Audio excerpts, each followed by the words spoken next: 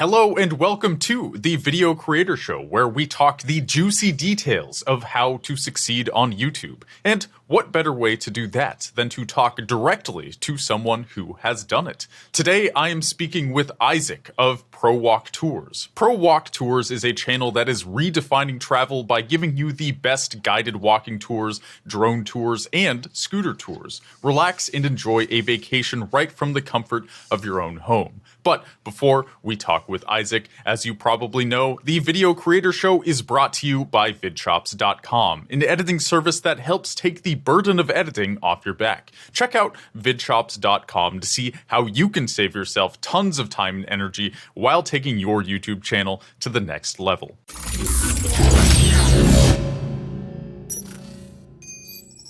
And with that, the interview has begun. Isaac, how are you doing today? Hey, I'm doing well. How are you doing? I'm also doing well. You know, it's a solid Monday morning. Things are good. I started the morning by watching your videos. They're very relaxing. So just to kind of give people an idea, if they haven't seen your videos, you walk along the streets, often of like very interesting, beautiful cities. You really give an idea of the ambience and the feeling of these places. You know, you'll do like slow pans. You can hear bird noises. You can see the beach. I feel like a lot of tour videos or like travel videos, they try to up the pace. They try to be as pizzazzy and energetic as possible. But what you seem to do, and correct me if I'm wrong, but you seem to capture the beauty of a city and just kind of let that be the video. And your videos are anywhere from an hour to over 4 hours, sometimes 5 hours. They're very atmospheric. Can you talk about like why you decided to make the videos this way? How you came to make videos like this? Sure. Well, I'm not myself very pizzazzy and energetic, so I think it fits me all right. I just try to bring beauty, history, culture, kind of into people's homes that's natural and gives the feeling of being there. So I like to film a continuous walk without any edits, except for maybe if I do have an edit, the next frame starts exactly where the previous frame left off as much as possible. But I like to make it continuous so that anybody watching has a sense of the direction that they're going, where they started, where they went, where they've ended up. Because a lot of travel videos are just cut to give you the best elements, and you don't really know where you're at. You don't know where this beach relates to that piazza. And so in terms of trying to experience a location, it's sometimes hard to experience in that format. So I just try to bring something into people's homes that gives them a sense of what it's like to really be there. Mm-hmm. And like on your most recent video, there's like an interactive map that people could mess with. I know there was like historical facts and kind of information about the city that people could click on and look at. You seem to give a lot of depth to the city. It's almost like you're letting the city speak for itself. Would you say that's true? Well, yeah, that's true. I don't have to really use my camera to capture some amazing frame of video, because pretty much everything that I'm filming itself in these, a lot of these European cities are already by themselves just, works of art. So I just point the camera, capture it, and add the map, add the captions, and so that anybody that's watching it feels immersed in what they're watching and feels like they're really being there. If I'm in it, if they hear my voice, I think it's more like they're watching me as opposed to letting themselves become a part of the video. And so I also use this binaural audio microphones that I wear in my ears to capture the audio in kind of a more natural 360 kind of a way. So if you watch with headphones, it really enhances the experience. So yeah, I just try to bring the experience of wherever I'm filming into somebody's home. Mm-hmm. So I notice a lot of your videos seem to be kind of Italy, Greece. There's one in Egypt. it kind of seems to be within a certain area of the world. Is this just kind of a phase, or are you like, is this just kind of your favorite part of the world? I moved to Italy in 2014 to Naples. And so I've been living there up until just 2 weeks ago. And so I just moved back to the States, actually. Oh, wow. Huh, so yeah, I was there for 8 years. Yeah. So how is that going to affect the channel, you think? Are you going to do this with cities in the States? Have you filmed a bunch of videos that you have on a backlog? Like, how's that going to work? So I filmed all summer. Well, I filmed for 6 weeks during the summer to get content. So I've got enough content to last me several months, because at the moment I post 1 video per week. And I might up that to 2 now that I have enough content and have more time. But I've been posting 1 video a week, and I have enough content to last me several months. And I'm expecting that I should be able to travel in the fall and then late spring and avoid those high tourist seasons and still go get my content. And I know, now that I've been to Europe, or I lived in Europe for 8 years, familiar with the travel and how to get around cheaply. And so anyway, I still plan to continue, and I've got ideas for here in the States too. Plan on starting a second channel. I've got a whole bunch of ideas. And while I was in Italy, I'll just tell you this: I was a high school math teacher, which was why I moved there. I got a job teaching on a Navy base as a high school math teacher, and so this whole YouTube channel has just been a side hobby, and second to my main job, which was teaching and raising a family. Mm-hmm. And it seems like it's been quite the successful side hobby. I mean, some of your higher ranking videos have over 5 million views. You have a lot of videos in the millions of views. And I think part of the reason for your success is you're pretty unique. Again, like, you're not focusing on yourself or anybody. You're not going out of your way to make these videos pizzazzy. They are very relaxing. You are kind of bringing the feeling of a city into your own home. And at least for me, a guy who watches tons of YouTube, I don't see this very often. And then kind of the long length of the video, I feel like that's going to rack up a lot of watch time too. Was this kind of part of your YouTube strategy? Or is this just kind of like what you wanted to make? No, I had no YouTube strategy starting out. In fact, it was just kind of the whole origin of it all was just my uncle asking me to film a walk of Naples so that he could watch it on his treadmill. And so that's how the first, and I thought, well, that sounds like a great idea for a channel. So I came up with the title and, got some gear, and I went down to Naples and filmed a walk. And at the time I was intending it to be meant for someone on a treadmill. So I was walking really fast, not turning and looking around. It didn't really work out all that. Well, it did work out, I guess. That video just by itself just started getting views. And so what made my channel, or what I think is attributed to the success, is that it was the first walking tour channel. And now there's hundreds. And but at the time, there was a few walks on YouTube. Like, people had filmed a beach walk here and a boardwalk walk there. But they weren't walking tour channels. There was just a few individual videos. And so just at the time, my channel was the first walking tour channel. And being in Italy, especially in Campania, which is where the Amalfi Coast and Capri and Napoli, and so a lot of these sites where people just want a vacation, I was living there. And so I was able to film the islands and the coast and Pompeii and just those by themselves just generate interest, So I didn't, and still don't promote my channel in any way, really. I just let the videos and the content itself do that. Mm-hmm. And are you comfortable talking about how you're monetizing the channel? Like you said, this is a side business. In what ways are you able to monetize this channel? Well, I could be monetizing it in a lot more ways than I am. So I'm just using YouTube ads, YouTube members, and Patreon. So for the last 5 years of doing the channel, I've been a high school teacher and a track coach. And I've got a wife and 3 kids. And so my life has been pretty busy. The channel's been second to all that. And all I've been able to do is make the videos. Obviously I have to travel and film and edit. So I'm a one-man show. Maybe I should say that. I do everything.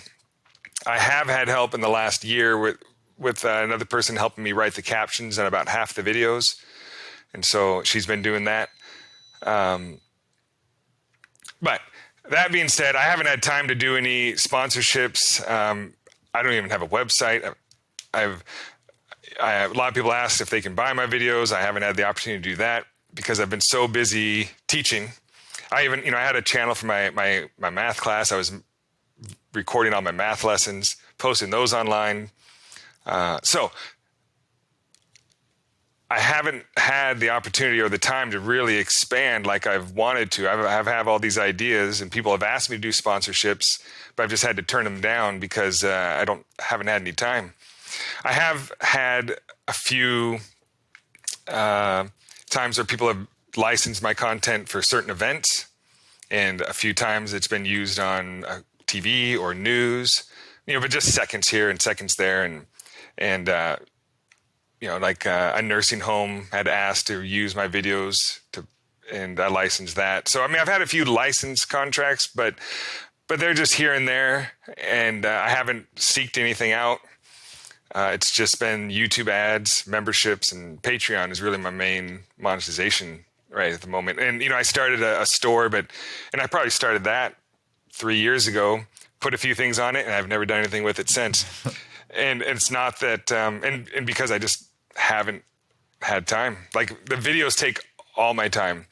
And so my brand, I guess, if you want to call it that, has just been quality videos, and I figure if I can just focus on that one thing, then, that's all I have time. I feel like if I started working on anything else, the website, the merchandise, other brand deals and sponsorships, the quality of the videos would go down. I just wouldn't have time to put into it. So I've just focused on the videos. Mm-hmm.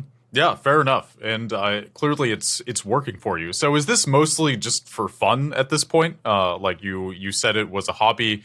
Do you have overall YouTube goals, or are you just like, hey, this is an excuse to like go walk around beautiful places and I get some amount of validation from this. It's fun. I like making videos. Like what is it that drives you? Because you have this channel with almost 500,000 subscribers, tens of millions of views total. It begs the question, what's the purpose here?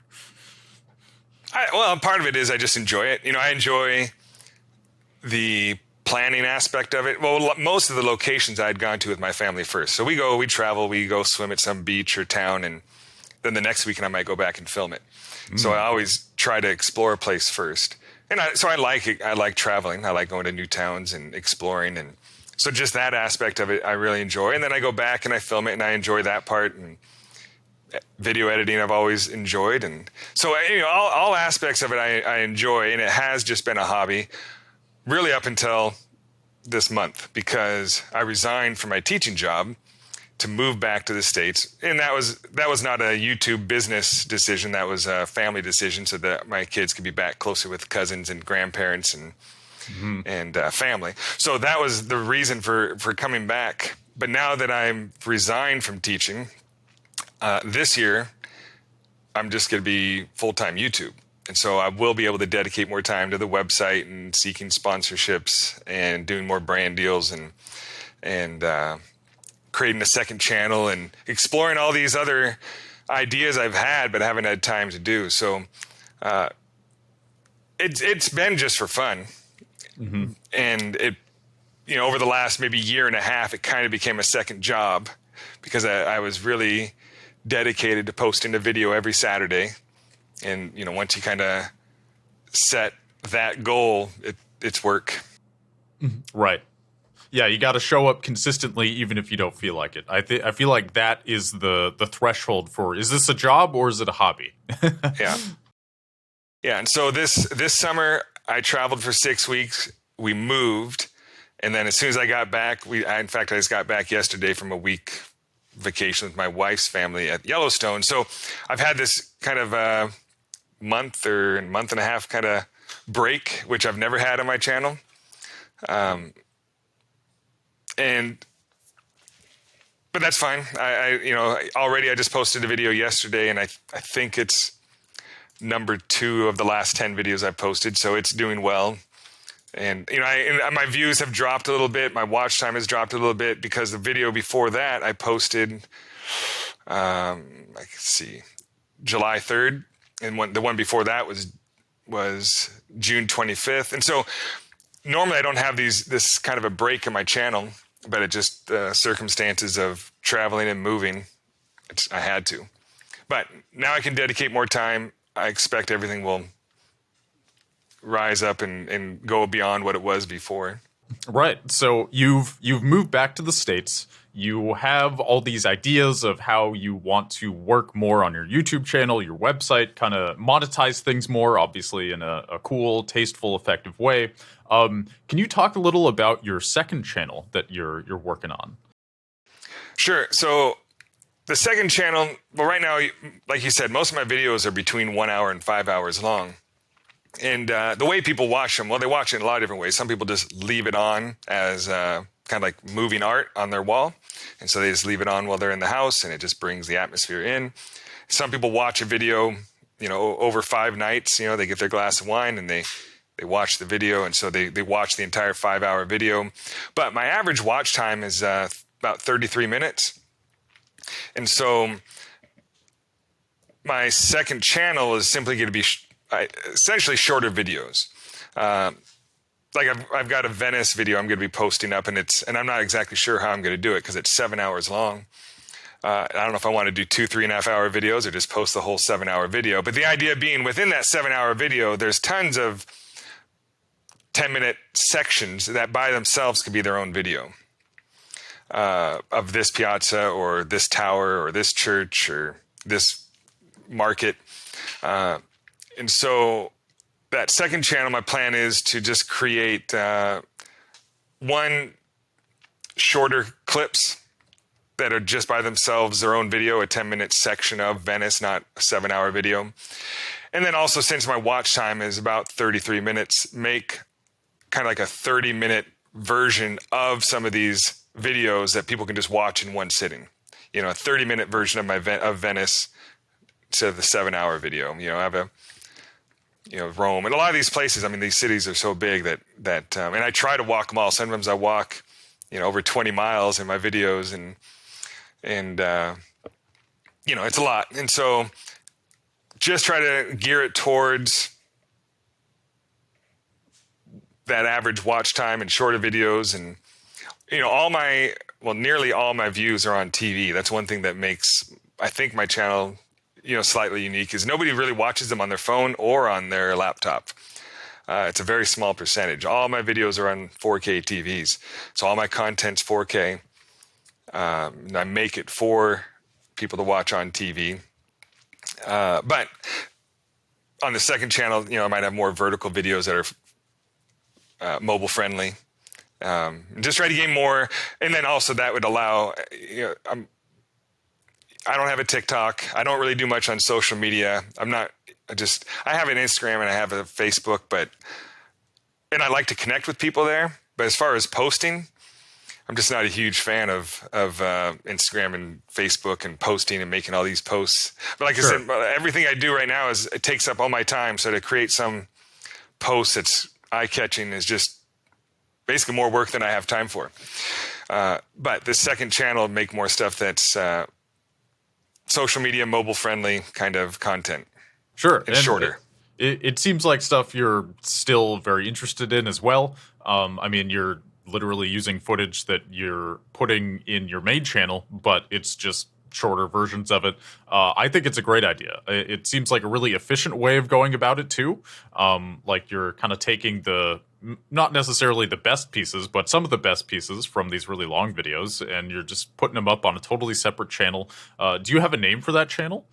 No, I haven't got a name yet, or a logo or anything like that. I've got some other ideas for it, but no, like I said, I just moved back 2 weeks ago, and this whole last week I was in Yellowstone, so I haven't even really unpacked yet. Sure. In fact, all our household goods that are shipping over from Italy haven't even got here. So I've got about 4 shirts I've been wearing for since June.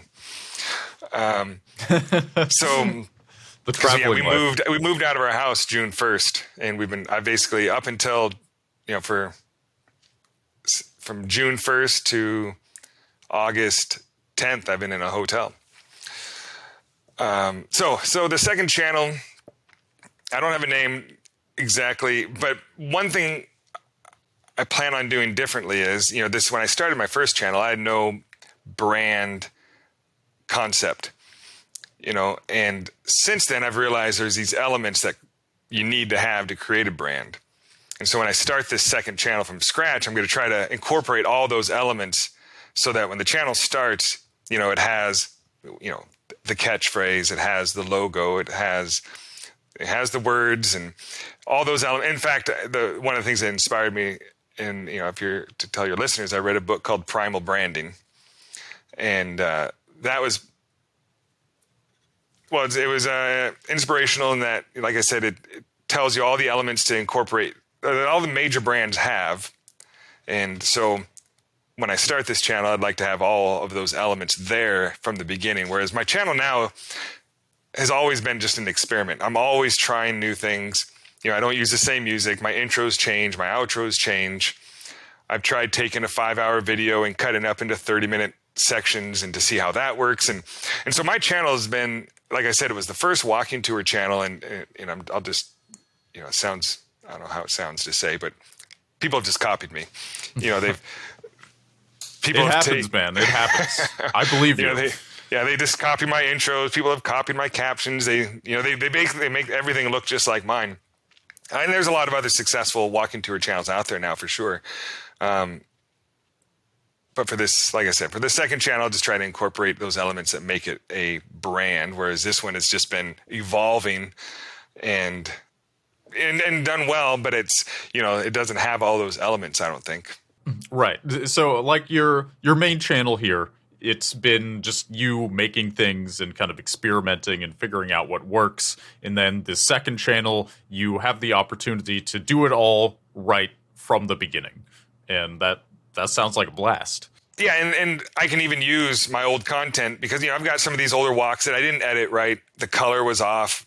I was using, I've used a GoPro all the way up until this summer. I just switched to a different camera. And I used a GoPro 6, I think was my first camera. And I had the wide angle warp distortion view, which is obviously not very pleasing to look at, but I didn't use the, I've been using Premiere Pro to edit, but I didn't know about the lens distortion feature in Premiere where you can just take out that wide angle look. So anyway, my older videos can easily be updated, and I can post some of these new clips onto my new channel along with all my current clips. So I've got enough content to last me a long time on my original channel and my new channel. Yeah, I mean, you must have just tens of hours, like hundreds of hours of footage. I mean, figure the footage that is already on your channel is, I mean, just hundreds of hours already, plus the raw footage that didn't even make it in there. I mean, I feel like you have enough footage for like 7 YouTube channels. Probably. Well, one thing that people don't really know, I don't have any kind of, for the most part, if any of my viewers watch this, it'll be the first time they know anything about me. I don't talk about myself too much anywhere. I'm just not in the channel. And now I've lost what I was going to say.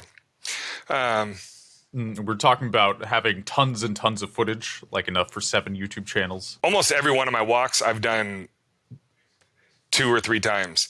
Like, I'll go to Amalfi and everything I've done almost twice, and you think, well, it's not that efficient, but the lighting's off, like the sun is too low,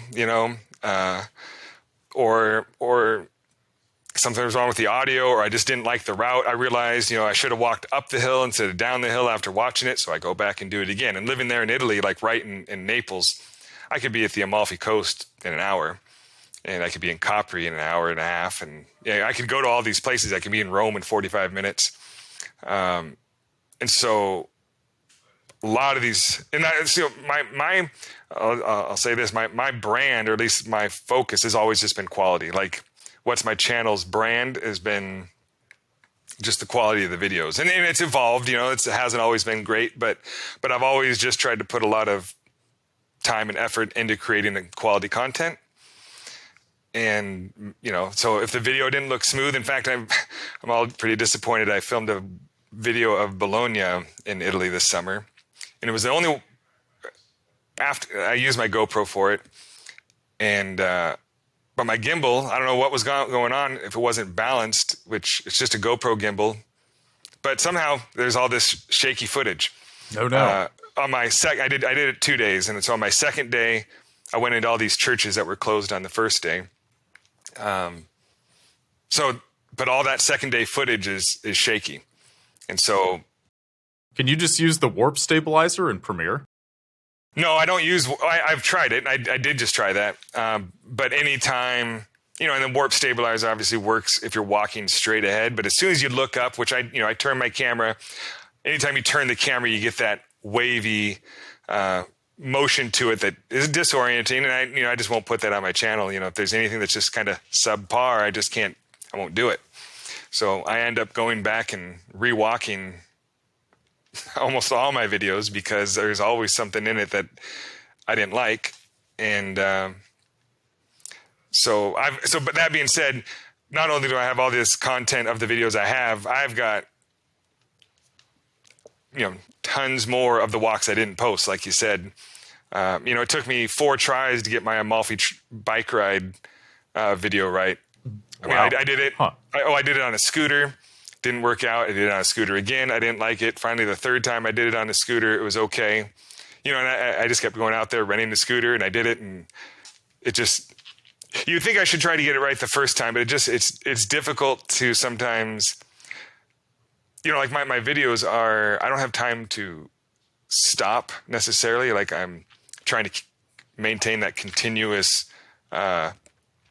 flow that people, they're exploring the town. And so my shots are not always perfect because they're just in the moment, looking up, looking over, and sometimes things don't work out. There's a line of people, something's closed, and so that happens a lot. Something's closed, or and I have to go back and do it again. And in Italy or in Europe, but especially Italy, they've got their riposta time at midday, where everything closes about 1 and opens up about 5 or maybe 4:30. So I have a short window. If I film too early, they're still putting out their displays, and the lighting's too low, the sun's too low, and I can't have that. So I've got this window from about 11 to 1:30 that I can get good footage. And if I don't get it then, I've got to go back another day. Wow. So it sounds like you have to be pretty precise with like when you're filming, how you're filming, and that must be frustrating if you're partway through a shoot and then only to get blocked by a group of people, and then you're like, well, I guess I have to come back tomorrow. That seems like a lot. It could be difficult. Can you talk about so I'm imagining just you walking down the street with a GoPro and a gimbal. Is that what it looks like? Do you have kind of an apparatus? Do you wear a backpack? What does it look like when you're just walking around? Yeah, I should have that out. For the like I said, up until just this summer, it's been a GoPro and a gimbal. So I just walk with a selfie stick, and I've got a gimbal mounted on that, and the camera's on there. And so I just walk with the camera in front of me, and the selfie stick can extend if I need to look over a fence or something like that. I wear the microphones in my ears, and where are they? I don't know if I've got them here, but again, this summer I got a new camera and I got some new equipment. I finally found some earmuffs that go over my microphone, so it looks like I'm wearing these real big puffy winter earmuffs, but they're just the dead cats to put over my microphones, but they look ridiculous. They look terrible. But the one thing it does is it gets people to smile. So I have a shirt that in Italian that says "Smile, you're on YouTube" with a YouTube logo. And so they see that. Cool. They see my camera. They see these big puffy muffs on my ears, and they know something. A lot of people I walk by and they're like, "Hey, we're on TV," or they just see my channel and they know I'm on YouTube. So they're waving, interacting, and smiling, which is what I want. And so now this summer I switched to a Sony A7S III. And even that took a lot. Well, it's still in the experimental stage. Like, I'm watching my videos now that I filmed over the summer, and I'm not exactly happy with everything, but I had to buy a smaller lens because it was so heavy, and it's still heavy. I have a Ronin S2 gimbal and the Sony A7S III mounted on it, and a kind of an extension pod and a little tripod mount at the bottom. So this whole thing is rather large and heavy, and I can only go about, well, a max 2 hours before I just have to stretch, sit down, take a long break because my back hurts so bad. And that's another thing. My walking all these miles and carrying the camera, I get pretty sore. But it's fun. Imagine. Yeah, but so now I've got this big giant camera, which gets even more attention. And with these dead cats in my ears, people think they're on TV, and but they're smiling and waving, and I get a lot of interaction, and so it just adds more fun to the videos. Sure. And do you ever have people that try to like stop you, and you're like, no, I got to keep going? Oh yeah, yeah. So now that in the last couple of years, now that I've been wearing the shirt with my logo on it, people do stop me, and they're like, I'll be walking by, and they're like, I know you, I watch your stuff, and they stop me and they talk to me. And that's fine because I can just back up 10 feet, start over, and keep walking, and so that's always fun. I've had a few people stop me and say they don't want to be on the video, and that's fine. They see me walk by and they're like, wait, stop. I don't want to be on the video, because they see my shirt, and that's fine. I just back up again and start 10 feet back and keep going and edit them out. And I've only had one, not exactly a bad experience, but one experience where a guy was actually mad at me. I was just walking, and he started getting, he was walking towards me and started getting close to me. I'm like, what's this guy doing? And then all of a sudden he just got up and he put his hand in front of my camera and like grabbed my camera, and I'm like, whoa, and he's like, don't film me. And so, yeah, it was like, what's this guy's story? What's he trying to hide? Yeah, I don't know. I was kind of strange. I was just walking towards him, and he just kept getting closer and in front of my camera until he kind of grabbed it. And so that was the only experience I've had where anyone's been upset with me filming. Most of the time, or all the rest of the time, they smile, wave. They're kind of excited that they're going to be on YouTube, and yeah. So I've had good experiences. Yeah, I'm glad that most people are cooperative. It makes sense. I think most people are excited when a camera is kind of looking at them. They're like, "Oh my God, I'm on TV. I'm on the internet. I'm famous now."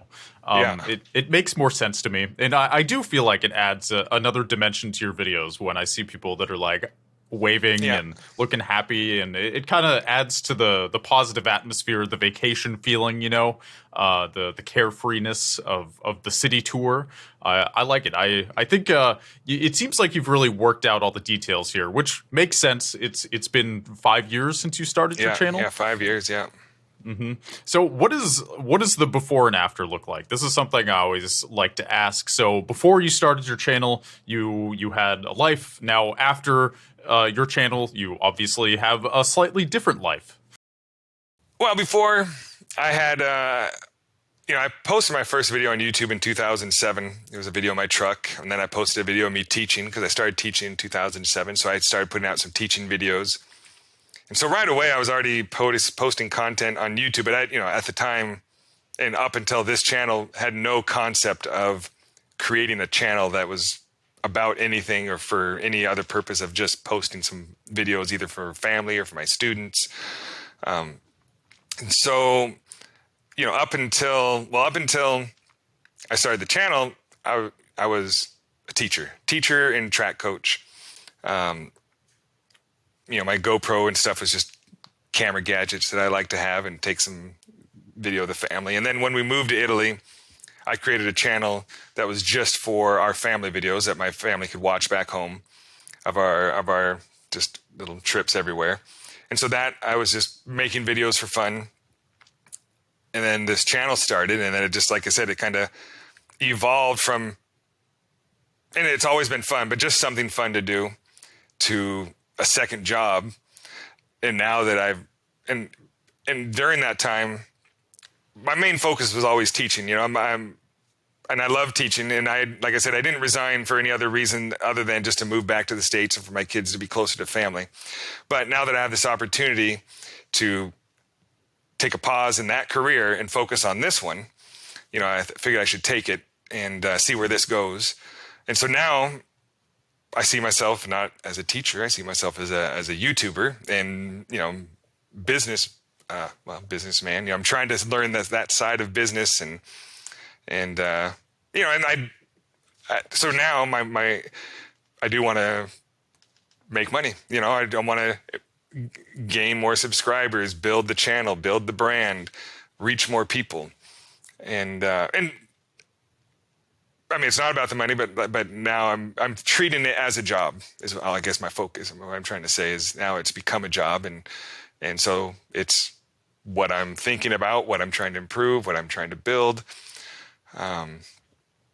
So now I'm a YouTuber and used to be teacher. Sure. And so now that you've kind of transitioned into YouTube being your main job, do you have any, surely it feels a little different in your mind now. Do you feel like there's more pressure, or do you feel more free, like you have a chance to just straight up be creative 40 hours a week? How does it feel being full-time YouTube now versus it only being part-time and kind of a side thing before? Yeah, no, I'm really excited about it. I'm excited to be free, to explore more types of videos, other channels. I had started a drone channel called Pro Flights, it built some small subscriber base, but even that was too much for me to, at the time, try to do 2 channels at once. And so it never took off. But I'm really excited now to just focus on the channel and explore more ideas and because one thought I've had, and I just again haven't had time to go that route, is to hire on walkers and then hire on editors, and I become more of a manager and try to find walkers, people that can film all over the world that can basically become part of the Pro Walks team. And that might be easy enough, or they sound easy enough, but the strange thing is filming these walks takes it's more than just walking. So a lot of these walking tour channels will just post a camera on their chest, or they just walk, and they're not very pleasing to watch. You can tell they're just walking. There was no plan to. I spend so much time planning my route, and so maybe that's something I should mention. Before I walk, I've got the entire route mapped out. Whether it's a 5-mile walk or a 15, 20-mile walk, I already know the entire route and have it all planned. And most of it, I've already seen every element already once before. I've already walked it once, and there's moments during the walk where I'll have it all planned out, and then there's something down there I should go see. So I'll deviate from my planned course, but the entire thing's mapped out in advance, which is an element I really enjoy. If there's a town I haven't been to, I'm starting to get off track here, but one of the things I really enjoy about my channel or doing this channel is when I go to a town that I haven't explored, I might bring my e-bike with me, and I'll either get there in the evening and I'll explore the whole town on my e-bike and go down every street, go up every hill, and I explore the whole town as fast as I can. And then I'll sit down and map it all out and do a bunch of research. So I put a lot of time into just the route too. The route is it's never random. It's always planned. I try to, never walk the same street twice unless it's necessary, or maybe to go forwards and backwards because it looks different in both directions. But everything's very intentional. Every turn is intentional. And what goes into planning these routes? I'm guessing part of it is you probably map it out in a way that you can walk continuously. As you said, you're not going back and forth on the same streets very much, or if you are, there's a very good reason to. Is there anything else that goes into creating these detailed routes? Just a lot of time. Like I said, a lot of these places I've been to multiple times, or I'll go to before I film. I'll just go there without the camera to explore. But generally what I do is I've gone there once before. I kind of have a route in mind, maybe because we were there with my family, and then I'll come back and open up 20 tabs of top things to see. And I'll say this. I never and now that there's more channels, I never look at anybody else's channels. In fact, I'm not even a fan of my own work. I don't watch my own videos, but I do a lot of research on what people want to see in the town, or what's hidden, kind of hidden gems. And then I'll open up a Google My Maps and I'll map out the whole route and put little tags of all the places I want to see, or maybe where I want to stop. And sometimes I have to go in. Well, another thing, I have to go and ask permission to film in, certain churches and places first. And I can't do that while I'm filming very easily. So I have to go there in advance and ask permission. Or maybe the night before, I go into some shops and say, hey, tomorrow I'm going to be coming through. Can I walk into your shop and film? Because sometimes a lot of times they have, no cameras, no photos. And, but if I ask and tell them it's for a channel, then often they'll allow it. But it's things like that just take a lot of prep time to go into it. It's not just putting on a camera and walking through a street, and it's never quite that simple. So my point was, if I were to hire a team of walkers, it might be difficult to find someone or a group of people, especially that were that dedicated to getting that, perfect walk, or the right walk in the right time of day, and to see everything. And so I try to make sure that if there is something in that town or city that people want to see, that I see it. Mm-hmm. Yeah, there's clearly a lot of different skills that go into this. Like, as you said, it's not just walking around with a camera. All the prep time, there's even just talking to a shop owner and kind of being courteous and being somebody who, you would want filming in your shop. That seems like an important skill, to be at least somewhat charming. Right. So, like, when the first videos that you did those have less prep? Like, did this process evolve over time, or were you always kind of like really mapping things out in detail? Well, even from the beginning, I think that very first Naples walk, I knew the route. I'd planned the route of where I wanted to go, this fish market down that street. I don't think I had it mapped out on like the Google My Maps. I don't think I knew about that for quite a while, but I've always mapped it out. Sometimes I draw it on one thing that I do is, especially if it's a town I've never been to, if it's my hotel, or I'll just go to a hotel and ask for one of those tourist maps, and because they all have them on their counter, and then I'll just take a pen, and if sometimes I'll do it on my computer, but sometimes I'll just sit there at a coffee shop and I'll draw everything out on this tourist map of where I want to go, and then maybe I'll go to my Google My Maps and map it all out. That way I have access to it on my phone. And usually after I've created the map, I never have to look at my map again, but occasionally I need to bring up my phone and look at my map to remember which way I was going to go. But yeah, even early on, I was pretty intentional about the route I was taking.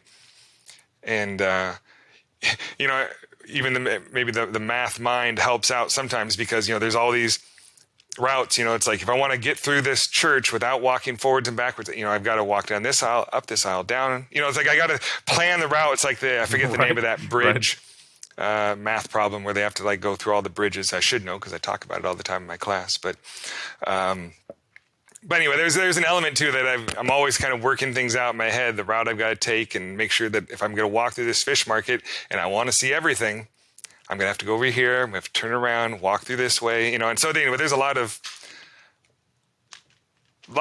intentional steps taken, in the video itself. And it's not just walking and pointing at the camera. And so I think that's one element, or all those elements together separate my channel from most of the others that I don't think they quite put that time into it. Mm-hmm. Yeah, I think I've seen a few channels similar to yours, but they don't really have that continuity element. They're a bit more, I don't know, maybe they're able to produce more videos or something, but each video isn't as, I don't know, it's just not as nice to watch. It's kind of a different thing. I feel like maybe there's a different, they're just not making the same quality or types of videos, even though they are in a similar vein. Sure, yeah. Mm-hmm. And so now that you're pretty established on YouTube, you're kind of looking to go to new horizons on this platform. Do you have any advice for somebody who is still trying to figure out the beginning stages of YouTube. So for you, it seems like you were making this video for, was it your dad? You said My uncle. My uncle asked your me to film a uncle. walk. Yeah, and so that's actually kind of a common story. Somebody makes a YouTube video for a family member or a friend. It kind of serves like a very a small purpose, but ends up kind of exploding and getting big. Like, do you have any advice for kind of recreating that for somebody who is looking to get into YouTube? Well, in terms of advice for someone who is trying to get into it, because I've watched a lot of videos on what to do, and ultimately it always came down to me, like quality content posted at regular intervals. And so regardless, I think if your channel has, a topic, I think if you're posting quality videos and you're doing it regularly, you'll be fine. Like the views will come. I've never seeked any kind of promotion for my videos. I just kind of try to let the quality speak for itself, and so the regular intervals thing I think is pretty important. And people ask, well, because I've talked to some other people, my channel is just not getting the views, and I look at it, I'm like, well, I think you probably could be putting more effort into it. They're walking tours have asked me for advice. I'm like, well, it's wobbly. I can't watch it for more than a moment because it's too shaky, and I can't watch it. And so, if you just focus on quality and regular intervals, I think they'll do fine. The only other element to it that I think would be important is that I wish I had started with was thinking of my channel as a brand and what elements do I want to incorporate that develop that brand, and so that primal branding book I thought was something I wish I would have read at the beginning. It kind of would have made me think about all the different business sides of it, the things that are important, and I guess even as a teacher though, when I develop lessons, I have to kind of think about those similar things. You can't just teach a lesson. You have to think about how to introduce it and what's going to make it interesting and how you're going to keep their interest and how you're going to go from one topic to another. And anyway, so maybe that has helped me with my videos and planning and all that. But so for the new YouTuber, I think just focus on quality videos is probably all they need to do. I think some people want to focus on just, do I need to have one type of video on my channel? Probably not. I think you can try different things, because if they're good videos, they're good videos. I think as far as should somebody only have one type of video on their channel, I like your advice about probably not, but I will say I think especially in the early stages of YouTube, it's worth experimenting. Like, you don't have to pigeonhole yourself right off the bat.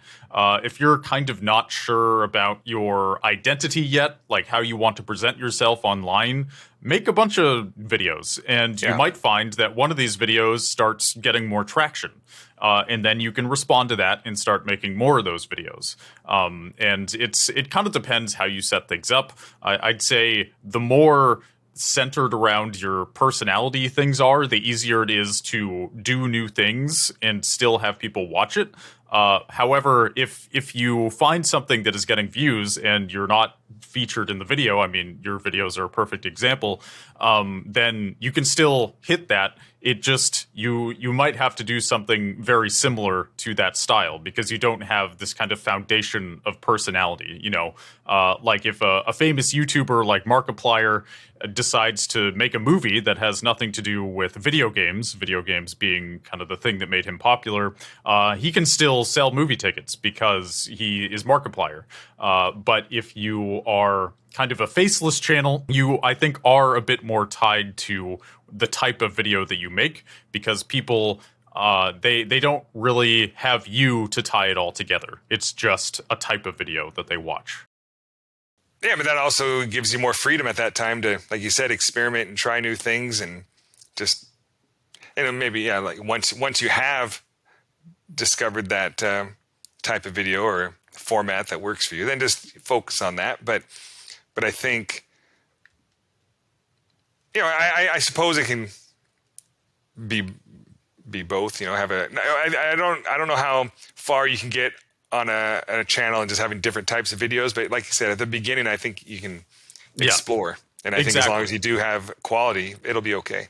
Mm-hmm. Yeah. And, I think too many people, especially in the early stages of YouTube, they're like trying to please an audience instead of themselves. Like, you should just be making videos that you like, that you want to watch, and don't really worry about what your audience wants to watch. As you grow, then maybe you can start kind of factoring that in. But I'd say bottom line, most of the time, if you like it, then somebody else is going to like it, and you don't really need to think too much more than that. Once you're like trying to monetize it heavily or trying to turn things into a business, things can get a little more complicated. But for the most part, just make what you want to make and don't worry too much about it. Yeah, although I'm smiling now because my thought is it's almost exactly opposite of what I do. Because when I'm filming, all I think about is what my audience. I mean, it's not exactly the opposite, but the idea is when I'm filming, I am thinking, if someone were here, they'd probably want to look up and see that the top of that tower or the mountain, and then they'd want to look over that fence and see what's down there, and so I'm always thinking about what the viewer might want to see. But that's my specific type of video. My viewer is someone who's actually supposed to be experiencing a tour. But I'm always thinking about what will they want to see, and if they were here, and so I'm making sure I don't turn the camera too fast, because I'm thinking if I do, it's going to be disorienting for the viewer. And so, but I'm doing it for me, and at least I enjoy going to these towns, and that's why I'm there, and I enjoy being there. And so I'm doing it, like you said, it's something I enjoy, and I want to do it. I want to see it. But when I actually am filming, I'm always thinking about the viewer, and if what I'm looking at from this direction is going to be good for the viewer. Mm-hmm. And I think that is the type of video you want to make. Like, you're trying to make a cool, pleasant, fun, interesting tour video. And that involves being very mindful of the viewing experience. I think when I say make a video that you want to make and don't think too much about your audience, if you're like talking to a camera and you're trying to be funny or something, I think that is where people can get tripped up, where they're trying to please an audience versus trying to please themselves.